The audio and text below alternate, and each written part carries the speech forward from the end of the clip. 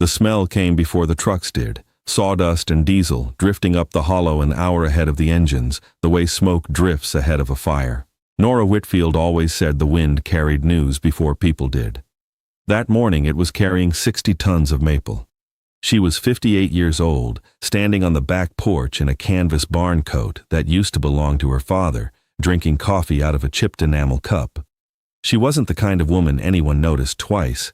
5'4", gray hair pulled back with a pencil stuck through the knot, hands cracked from 30 years of splitting her own firewood. People in Chautauqua County knew her as the Whitfield place, not as Norah. That was fine with her. The farm was 22 acres off Bellwood Hollow Road, established in 1938 by her grandfather Elmer Whitfield, who'd cleared it for sugar maples and never once in 60 years called it a farm. He called it a sugar bush. The house had been white until 1994, when her father switched it to weathered cedar shake because the paint kept blistering off the north wall. The barn leaned 4 degrees east, had leaned that way since the blizzard of '77, and nobody had ever bothered to straighten it. Inside the house, on a shelf above the wood stove, sat a green canvas-bound notebook her father, Earl Whitfield, a cabinetmaker for 41 years, had kept until the week he died. He called it his grain book. Moisture readings, grain patterns, which trees on which slope through curl, and which through nothing but straight, boring boards.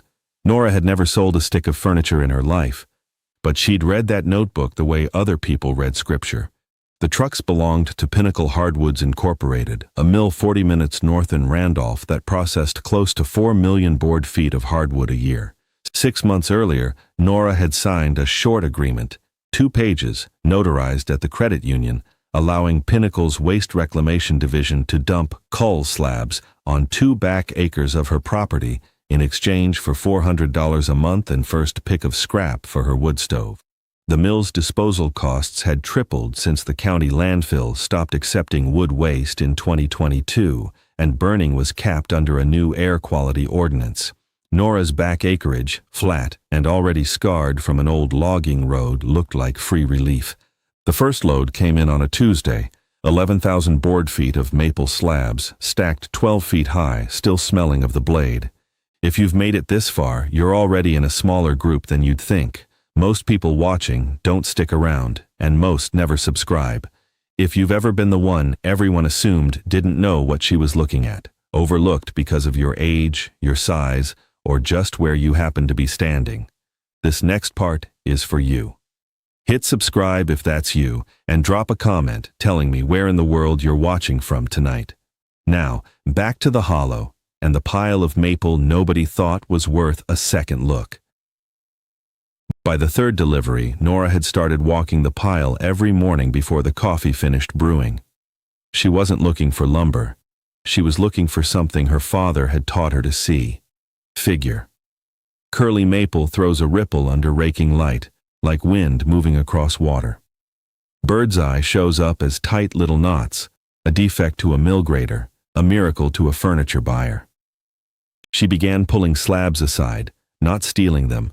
The contract let her keep scrap, and stacking them under the lean-to behind the barn. She logged each one in a spiral notebook of her own, in the same format her father used: moisture content with a cheap pin meter, board width, grain type, which corner of the pile it came from. By November, she had 41 slabs set aside. 6 of them showed heavy curl. 2 showed bird's eye tight enough that Earl Whitfield would have called them money boards, his phrase, not hers. She called the mill in early December and asked to speak to whoever graded the cull pile. She got Dwayne Kessler, head grader, 22 years at Pinnacle. She told him some of what was coming off her land wasn't waste. It was figured maple, and figured maple sold for 4 to 8 times the price of standard hardwood at specialty auctions. Kessler was polite. He was also certain. "Ma'am," he told her, "if it graded out as select, it wouldn't be in the cull pile. That's the whole point of grading." He explained that Pinnacle's system sorted for straightness and knot count, not figure, because figure wasn't something their buyers, mostly flooring and cabinet box manufacturers, paid for. The system wasn't broken, as far as he was concerned. It simply wasn't built to look for what she was seeing.